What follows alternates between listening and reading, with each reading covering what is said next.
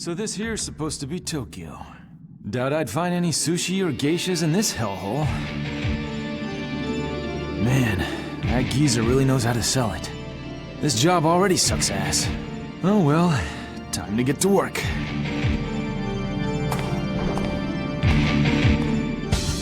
wanted to take a quick second to tell you about some things I forgot to mention that you can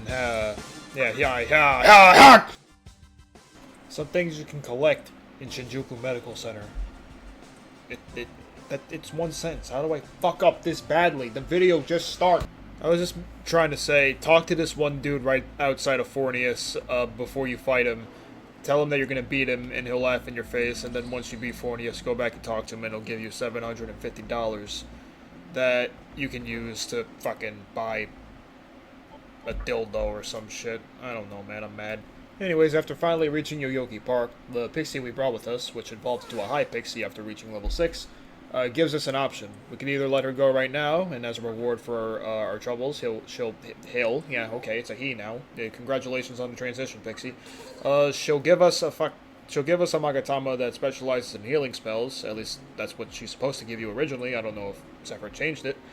But we can actually ask her to tag along, and yeah, she'll stick around with us until the very end of the game, which is what I recommend. Please keep this pixie for as long as you can. Yeah, that's it for now. Let's keep going.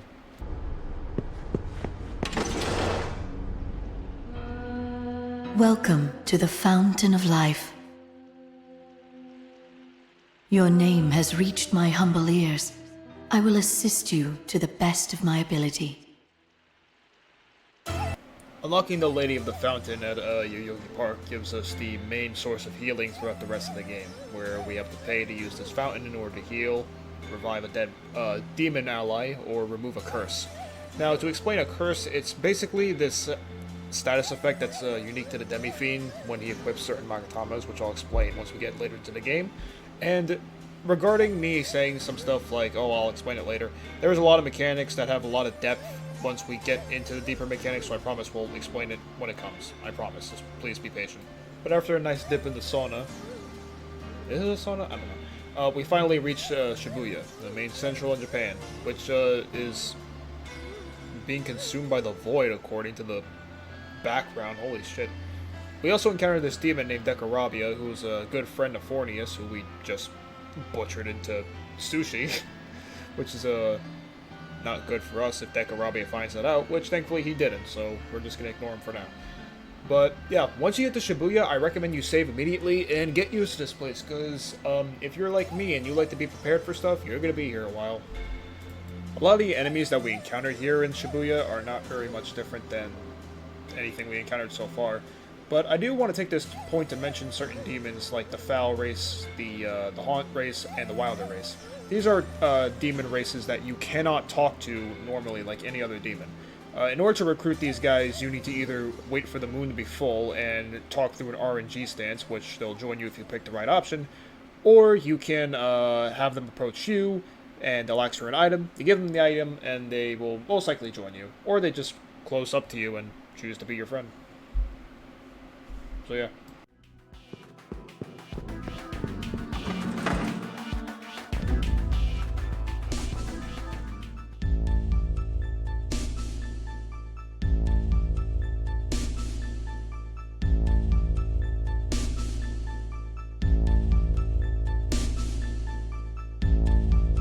This is the Cathedral of Shadows. We hope that our secret art will be of help to you, Master of Demons. There are more cathedrals elsewhere. Feel free to drop by. Welcome to the Cathedral of Shadows, where demons gather. This is where the game gets really good. The game gets really good. Insaniax makes it better! It's finally here where we get to discuss the main and core mechanic of most SMT games, and Nocturne especially. And that mechanic is Demon Fusion. So the way Demon Fusion works is that we take two demons existing in our party or stock, and use them to create a new demon, usually of a higher level, and give them a new range of skills which we can use to basically make combat throughout the journey even easier. And trust me, this is something we are going to need to complete the game. and will have a wide range of skills to use, such as buff spells, debuff spells, magic attacks, which take up half the goddamn skill pool, and physical attacks, which also take up half the goddamn skill pool. But regardless, there's also another trait, passives. So passives are not like the other skills, like we can't really use them. However, they can be served as support for the people we slot the passives onto. And they offer things such as resistances, extra resistances, damage boosters. There's also passive healing, passive MP healing, and a bunch of other stuff. It's pretty cool. It's pretty cool to experiment like the mad scientist that the Demi-Fiend is, and create demons to your liking. There's a lot of customization here, like any good RPG should have. But while we're here, it's a good chance to talk about the bread and butter of the Insaniax mod, which is 3 new additions to the demons as a whole. The first thing I want to talk about is affinity swaps. This isn't present for every demon, but most, or some demons, have been given a change of weaknesses or resistances just to give them more balance or more use. The biggest example I can think of specifically is Angel and the demon Eros, which has been reworked to be more fair and balanced, so to speak. But the second change is skill potentials, present from SMT4 and SMT5, where all that mathematical stuff you see sliding across the screen are meant to show reduce MP costs, enhance MP costs for certain skill types. For example, Earthris right here has a +3 to electric attack, so he'll do more damage and cause less MP to use. Same with support, but his force is at a -4, meaning that his force damage will be lower and it will cost more MP to use. And that's about it. Why was that so hard? But finally, the last change is innate skills, present from SMT5. So innate skills are basically skills like the passives, but they're more like unique to the demon specifically. So again, Earthris, for an example, has the innate skill like Enhancer, which will have the entire party have that +3 to electric attacks for the entire party as long as he is present, which is something you can make use out of throughout the whole game. Again, it's insane to think that this addition from SMT5 will be Nocturne, but thanks to Zephyr, it's here now. And one last bit before we go on, the innate skills also exist for the Demi-Fiend. Every Magatama that he has a unique innate skill that you can switch for every Magatama that you switch. Just one thing to point out. Fuck, now I can breathe!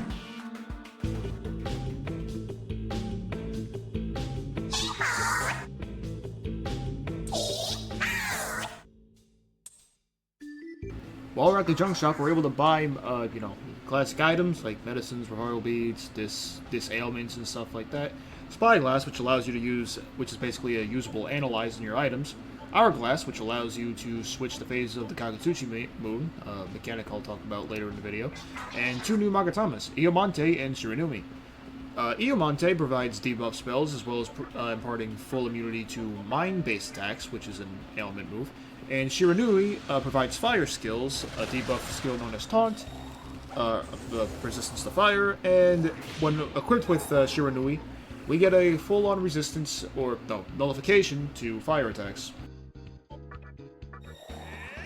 Fuck!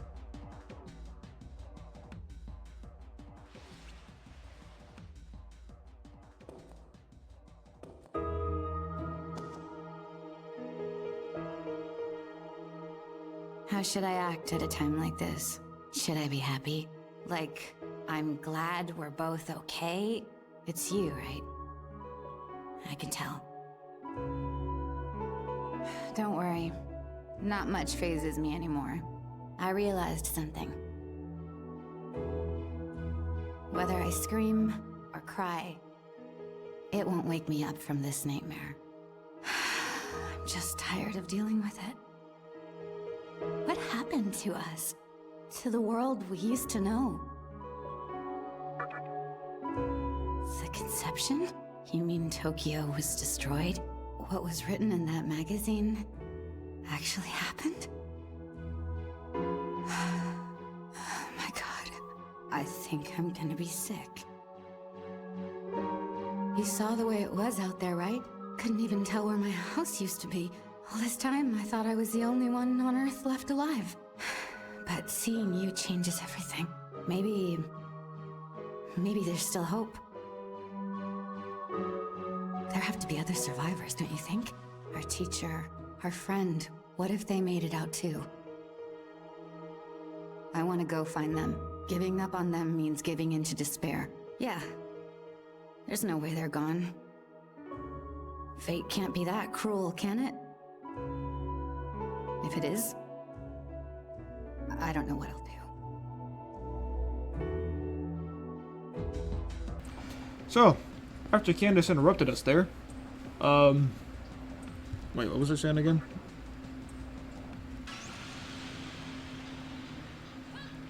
Oh, yeah, that's right.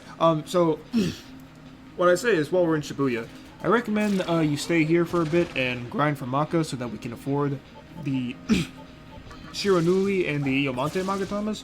I recommend getting as many Magatamas as you can, especially since in Insaniax the trices. Oh, okay, yeah, you're so good at English, Rake.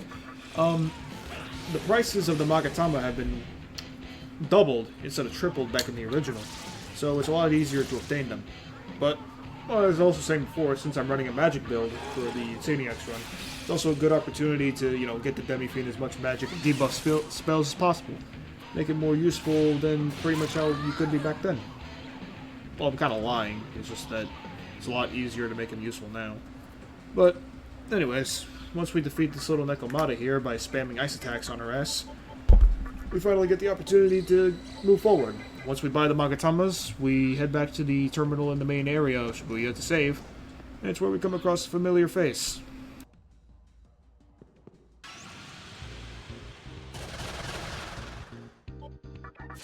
We come across Ejiri, who I think I forgot to mention we met all the way back in the hospital, and he sends us all the way to the worst part of the early game, the Amala Network. Now, I am exaggerating a little bit, but also I'm not, because I fucking hate this place. Because the Amala Network is this labyrinthine-ass dungeon, like most early SMT game dungeons, but holy shit, this one is too fucking much. So, to explain the Amala Network is just to get to the end, like most dungeons, but the problem with it is that, again, like I said, it's like a labyrinth, and you can't really find your way out when you come across, you know, corridors that teleport you to the start of the room, which at the beginning isn't too big of a deal because it's more like introducing you to that gimmick, but later on when it's like, oh, you gotta do it 3 times in a row, like that, it's just, oh my god, it makes you want to put a 50 cal bullet in your head. And maybe it wouldn't be so bad if, in OG Nocturne specifically, it wasn't for the goddamn encounter rate. Like, now, again, at first, when it introduces the gimmick, it doesn't seem too bad. But later in the game, the enemies, like, start to combo the fuck out of you. Specifically, demons like Menorah, and the Will-O-Wisp, and Coronzon. Coronzon, specifically, is a pain in the penis, because that dude has a physical resistance, drains fire attacks, and while he is weak to force, I forgot... But I was not exactly able to use my force skills because they were like all target and stuff. They were effective, and I had low agility too because I got spammed with Secundas, or they got spammed with Gajas, and it was just it could be a headache if you just get a little bit of pumping. But back then, it wasn't Harambo that was a problem. No, my good friends. It was Arrows.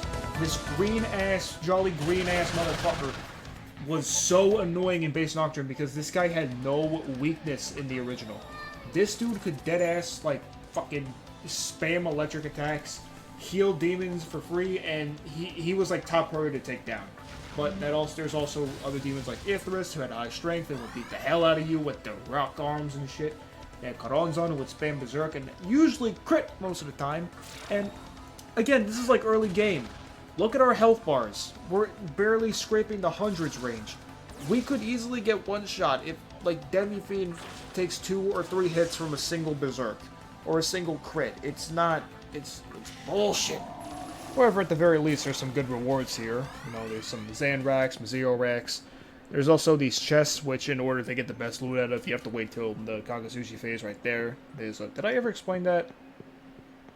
Alright, to basically explain it for now is that moon phases change as you walk around the overworld, and you're mainly looking for full moons when you come across these chests, because that's where you get the best loot. I don't remember exactly what it was. I think it was a bead chain, which heals all party members to full in the active party, which is pretty neat. But once you explore this place thoroughly, get a good team going, and make your way to the final room, we encounter the boss of the Yamal network, the Spectre. Damn it. Something's interfering. Hey, you okay? Can you hear me?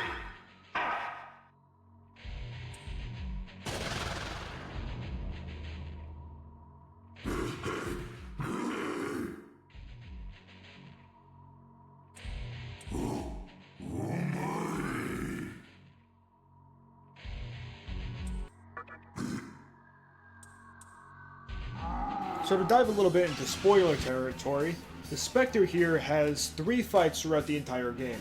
And this fight right here is supposed to be a fight we encounter him in the mid-game, which is quite a surprise the first time I played it. So to explain it here in Insaniax, the 7 Spectres, which used to be 6 in the original, will try to cast a powerful magic attack known as Megiddo, which does almighty damage to all skills. Or all opponents, sorry. But they don't have the MP to use it. So they resort to using Mana Drain, another almighty skill which sucks mana from the enemies, and use that to basically cast Megiddo. Thankfully, since their magic is dog shit, they don't really get a lot. But the issue there is that if they do cast Megiddo, it's basically game over. So you try to beat. So the goal is basically to beat them before they manage to get enough MP to use it. Which I think is pretty cool, because in the original first-time fight with the Spectre, they would just kind of attack you, but once you beat enough of them, they would unionize into one giant Spectre, which could use an attack that could insta-kill your whole team, and it was just bullshit. But thankfully, the Spectre goes down without much hassle.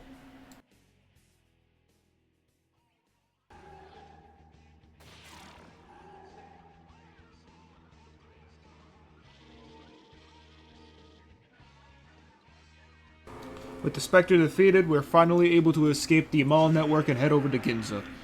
All we gotta do is just take the entrance that Hijiri makes for us, and, uh-oh.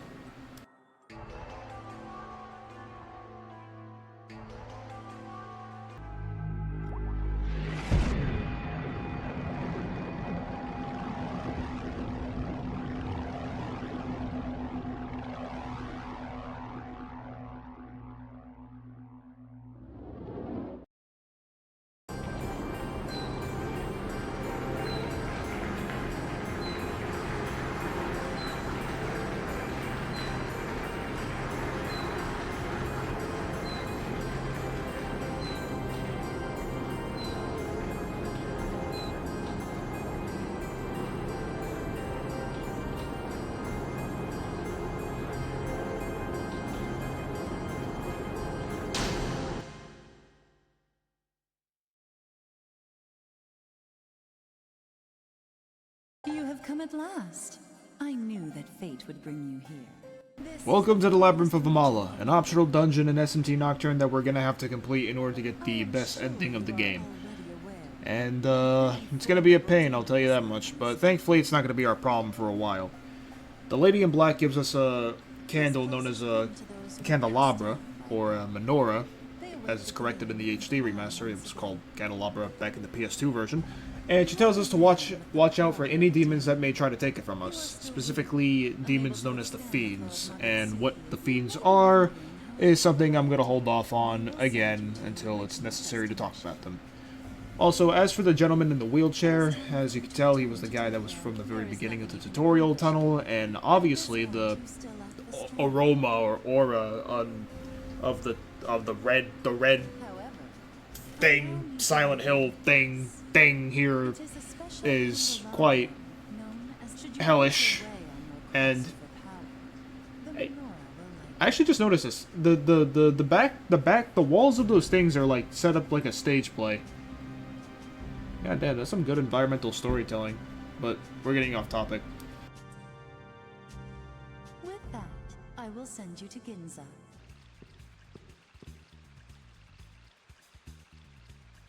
before talking about Ginza as a location to explore, there is one place I want to talk about.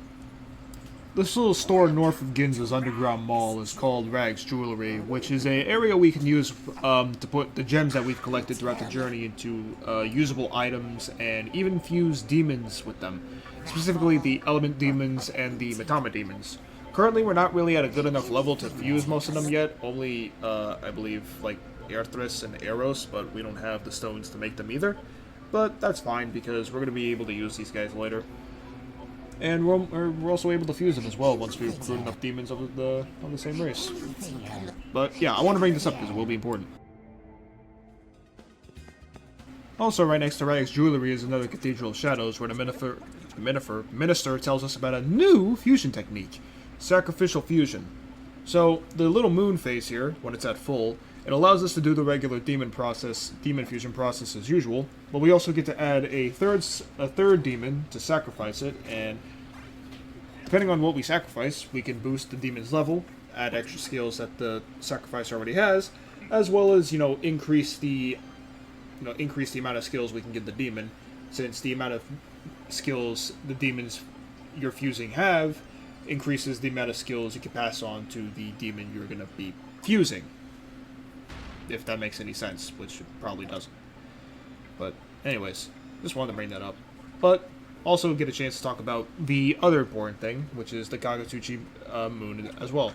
I touched on it briefly during the Amala network, but there's a lot of mechanics that go into the Kagutsuchi phase, and I feel like it's necessary to talk about it to a good extent.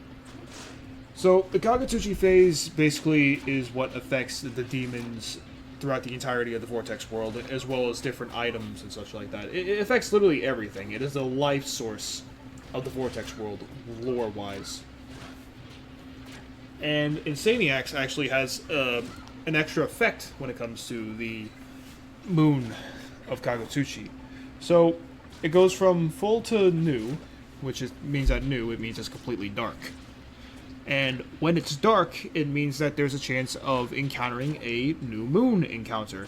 To explain what a new moon encounter is, we have to go back to Nocturne hard type, which was the basically rebound mod for the PS2 version of Nocturne.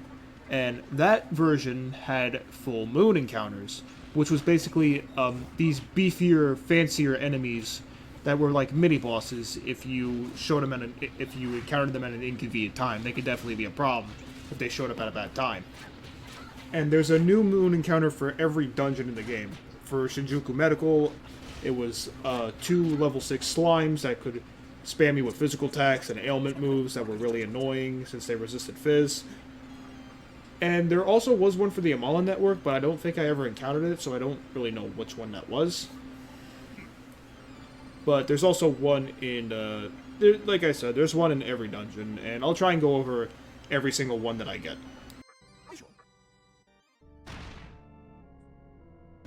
This is also not a good time to talk about another trait, instant kill moves. So, to explain it in original Nocturne, and something that was back in the original Persona game, Persona 3 and 4, were the Hama and Mudo, which are light and dark-based elemental attacks that would have a chance to instant kill an enemy, which were very useless in the original game. They were very situational because the only time they would ever work is if you were using it on a demon that was weak to that specific element. Therefore, you would never really use it. However, Insaniax once again fixes this and makes the skills usable by making Hama and Mudo deal damage with a higher MP cost with that chance to instant kill, only affecting it if the demon is again said weak to that element, which again makes it useful. And I really much enjoy that, because Mudo specifically is one of my favorite skill animations in any RPG ever. It as well as Hama, it's like exercising a demon, which is awesome because the whole point of the game is fighting demons. But like, look at the thing from Mudo. It's like a portal to hell is opening up beneath that angel, and that purple aura is just dragging them down into the underworld. It just looks so fucking cool, dude. It's awesome. I'm glad that Zephyr did that specifically, because it finally makes these skills that have awesome animations but don't do jack because you can't use them properly it's just awesome to be able to use them effectively and on a regular playthrough. It's just good.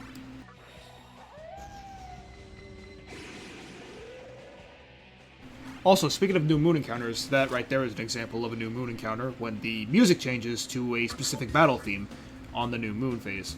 As well as those two archangels, which we aren't meant to fight until later in the story. But anyways, to progress the plot, we head over to Harumi Warehouse, which isn't far from Ginza's location. And we use it to take the Great Underpass of Ginza, which is the sewer level, and will take us over to the Mannequin Village. What's the Mannequin Village, you may ask? Well, let me show you.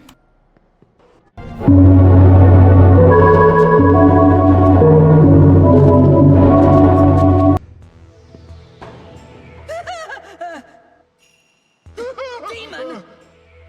Demon! Mantra! It's a demon!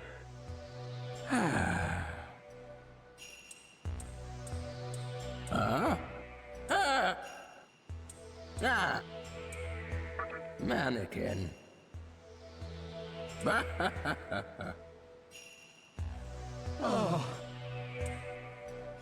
goodness.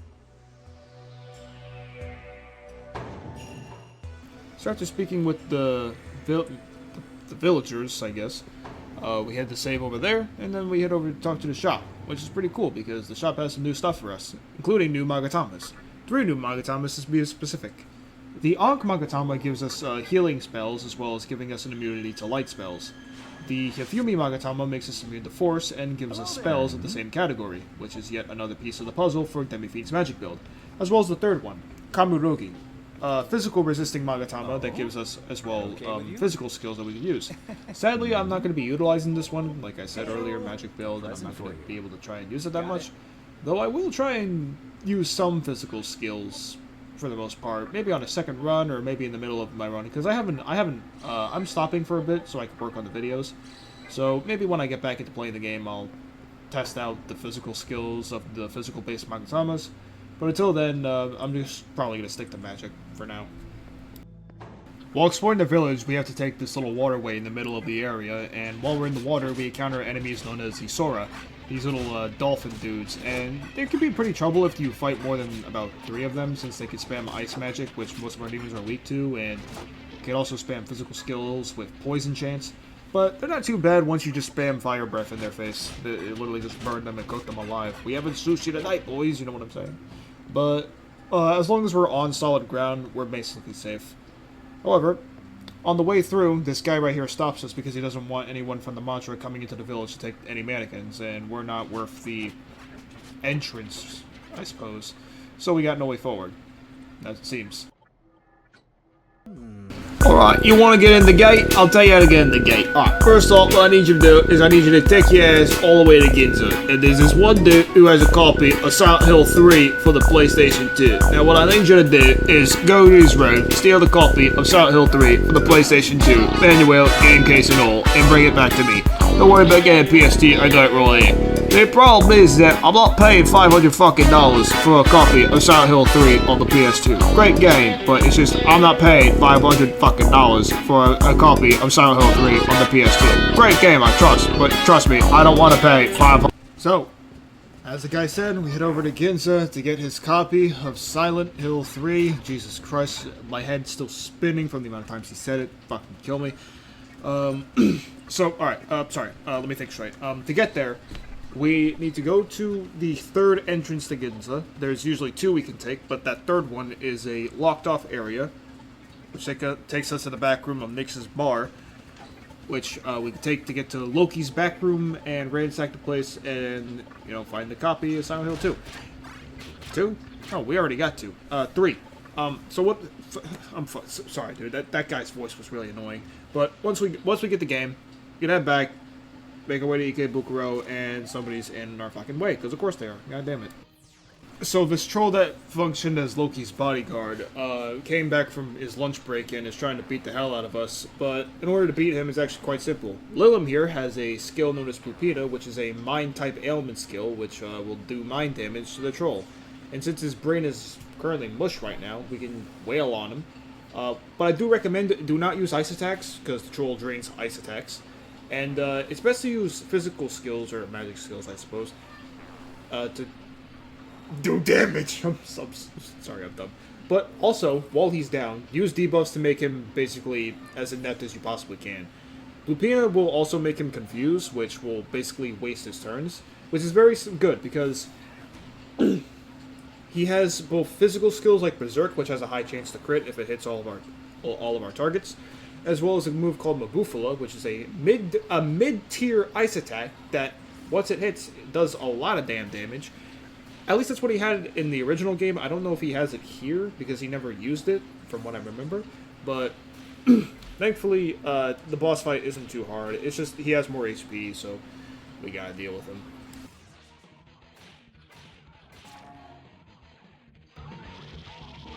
Now, before we go forward, I want to make something very clear.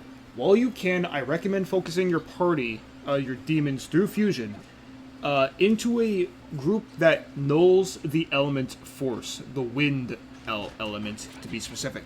Because you are going to need it if you want to steamroll this fight, which is notorious for being one of the hardest fights, not just in the SMT series, but probably in most JRPG history at all, because this guy is a brick wall for a lot of SMT noobs. And I'm going to teach you how to steamroll him, but I'm going to make that very clear. While you have demons, try and fuse them into the demons that either resist force or better, or have a physical resistance, since that helps too. Once again, I have the fusion calculator posted in the description. Read that so that you know what to look for and how to fuse who you're looking for. However, that being said, while we prepare for the fight, I buy those 3 Magatamas at the underground mannequin village, grind a little bit to get to the level I want, which is to learn the skills Refrigerate, Fog Breath, Secunda, those are going to be very important. Tarunda as well, that'll be important. Sukukaja as well, that is actually a lot more priority of Secunda, I'll explain later when we get to the fight. And as for demons, I recommend you either recruit or fuse the demons Ame no Uzume, which is a goddess Megami-like demon that can only be made through fusion. And to get her, just fuse an Angel and a Jack Frost. You can recruit both of them in the Gin's Underhalls. Kopitengu, which is to recruit a Yoma demon, which is that Isora, and fuse it with Aquans, the water guy that I bought with Frax Jewelry. And the third demon can be someone that resists force, or can be someone you could recruit like a Nozuchi, which is...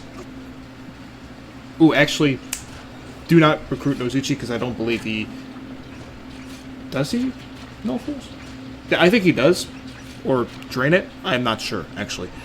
He might be useful. I'd still recommend him, actually. Yeah, I'd recommend him, but once you get your party set up, you mainly just need 2 demons so that you can keep their health topped up. You want to keep their health topped up as much as you can. But once we're prepared through demon fusions and grind them enough to get enough skills, we head over to the gate. He lets us in, and the menorah that we were given by the lady in black starts flickering.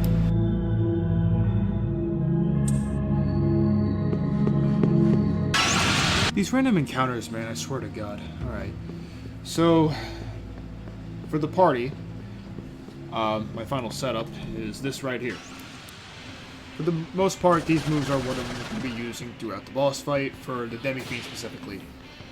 Death Touch to get my health back, Tarunda to lower the boss's attack, Refrigerate, which is a unique ice attack that, while casting damage, will decrease the accuracy and evasion of the target on hit.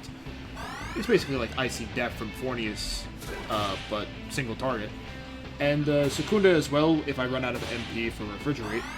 And as for the Magatama I'm wearing, it is the Hifumi Magatama, which is the one that imparts full immunity to Force, which is what the boss specializes in. I also have the skills, the passives, Counter, to deal damage to the boss if he physically attacks the Demi-Fiend, and Dia, just to make sure that Demi-Fiend has a way of healing the party if he runs out of items or such. Because I'm a very conservative dude who likes to micromanage all my items and stuff. I'm a huge fan of survival horror, so I like to make sure I have everything on deck, on stack, whatever. And as much as this boss is a difficulty spike, he's not that much to the point where I'm burning items just to beat him. Ain't no way. The flames of the Menorah beckon me to the battlefield. I know not who you are, but if you have a Menorah, it is our destiny to fight. Let us duel to the death within my realm, where none can interrupt us.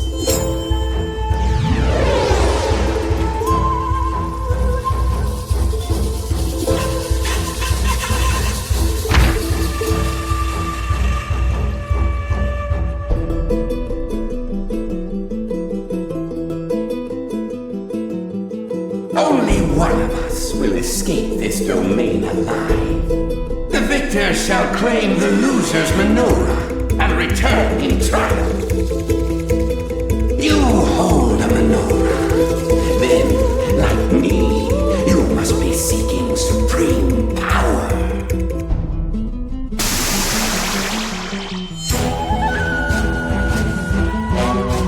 That I cannot. I challenge you to a duel. We shall determine which of us is truly worthy of the Menorah. Now, let the battle begin!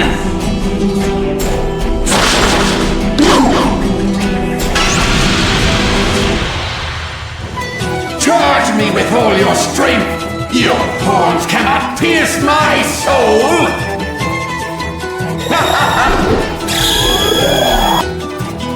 Allow me to introduce you to probably one of the hardest bosses in early game RPG history, Menorah. To explain what makes Menorah so unique and so difficult as a boss fight, we have to explain his moveset. So, his most unique skill is a skill called Red Capote, which maximizes his agility and evasion on infliction. And this basically makes him invulnerable to our attacks because we're never going to be able to fucking hit him. In order to do damage to him, we need to decrease his agility, which means we can use either the skill Dekaja, the skill Secunda, or use the skill Tsukukaja to catch up with his agility. But that's also disregarding the other moves in his kit. The best possible option we can use is use Tsukukaja in order to maximize our agility, and only use Secunda to put his agility down to +1 rather than +3. The reason why I say this is because Menorah, like most bosses in the game, have a more enhanced AI so that he'll spam the move Red Capote to maximize his agility anytime he detects that his buffs are at neutral or less.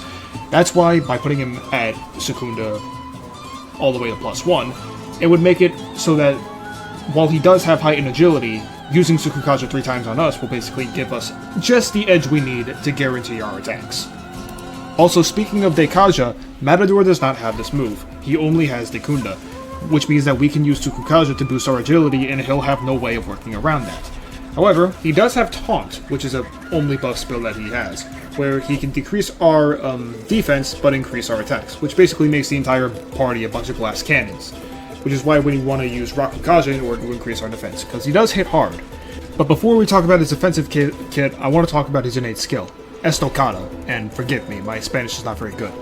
If Menorah evades an attack, he has a chance to counterattack with it using a single basic physical attack, basically living up to his Matador de Toro status of being a bullfighter. But with most of the unique stuff out of the way, regarding his basic attack, aside from that, he has another skill known as Dervish, which is an all-target force move that decreases evasion by 1 on hit.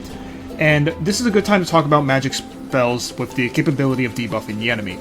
If you null, it doesn't matter if you null the element or better, or are neutral to it. If it hits you, the debuff status will be applied. The only way to counteract this is by dodging it, and because Menorah's agility is already perfect, it basically means that we are going to be taking his hits.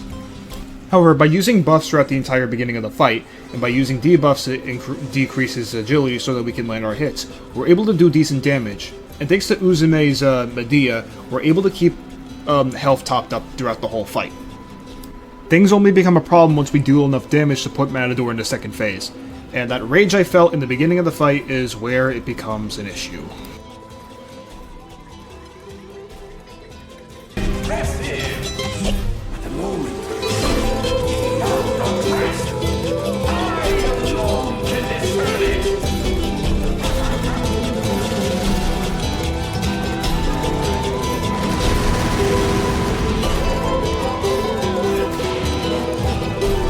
In the second phase of Menorah's boss fight, he'll start using 2 new skills, Focus and Andalusia.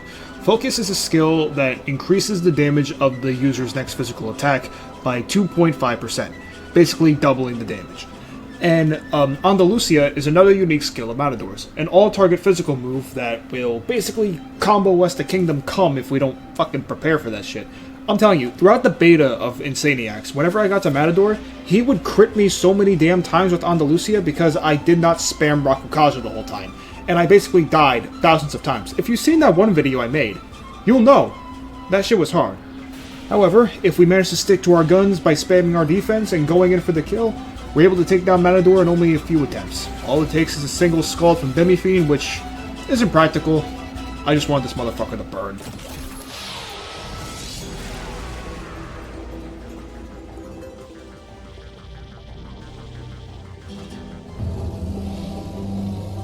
So, those holding menorahs did attract each other. I have a favor to ask of you. There is no hurry, but could you bring your menorah to us? I will allow you access to the Labyrinth of Amala from the terminal. I will explain the details upon your arrival. Until then, please ensure that the menorah remains in your safekeeping.